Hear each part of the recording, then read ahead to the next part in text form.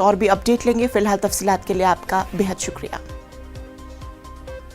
कानपुर में 3 जून को तशद्दुद बर्पा करने वालों और पत्थरबाजों का सीसीटीवी फुटेज के जरिए शिनाख्त किए गए 40 लोगों के पोस्टर्स पुलिस ने जारी कर दिए हैं, जिसके जरिए उनकी पहचान करके उन्हें गिरफ्तार किया जा सके।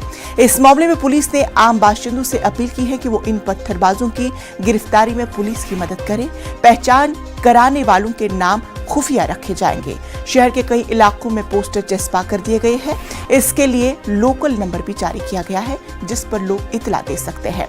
वहीं जारी करदा पोस्टर में 13 और 31 नंबर की तस्वीरों की पहचान होते ही पुलिस ने दोनों नौजवानों को गिरफ्तार कर लिया है।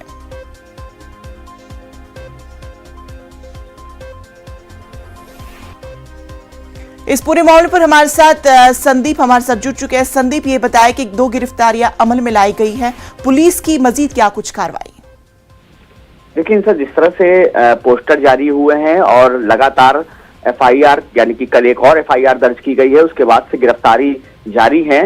कल देर रात जब एक गिरफ्तारी करने के लिए पुलिस कंघी मोहाल पहुंची तो वहां पर उनके परिवार वालों ने उसका विरोध किया। कुछ लोग इकट्ठा हो गए, हालांकि बल प्रयोग करके उसको गिरफ्तार कर लिया गया, जिसका पोस्टर में तस्वीर था।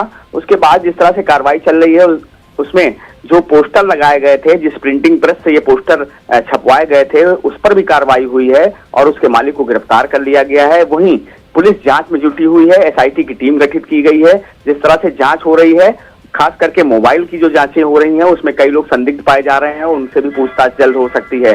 जिस तरह से हयात की पत्नी का भी जो है रोल संदिग्ध बताया जा रहा है, हालांकि अभी साक्ष्य जुटाए जा रहे हैं, उनसे भी पूछताछ हो सकती है। तो कहीं ना कहीं जिस तरह से कार्रवाई आगे बढ़ती जा रही है, जांच का दायरा बढ़ता जा रहा है और लगातार गिरफ्तारियां हो रही हैं। जी, तो जिन लोगों को गिरफ्तारी अमल में लाई गई, उनकी तहकीकात के दौरान क्या कुछ मामला सामने निकल कर आए हैं कि किस तरह से ये तशद्दुद बर्पा हुआ है? देखिए, जिस तरह से ये मामला था बंद के ऐलान के बाद, लेकिन जिस तरह से अब चीजें सामने निकल के आ रही हैं, अहम सबूत निकल के आ रहे हैं कि लोग ये साजिश एक की गई थी, जिसके तहत जो है इतना सब कुछ 3 जून को वहां पर हुआ। और एक और आदेश पारित किया है, निर्देश दिया है डीएम ने, खास करके केडीए को, जो वहां पर इमारतें बनी हैं उनकी जांच के भी आदेश दिए हैं। दरअसल वो घनी आबादी का इलाका है, उसके बावजूद जी संदीप, उसके बावजूद वहां पर जो है बड़ी बड़ी इमारतें बनी हैं।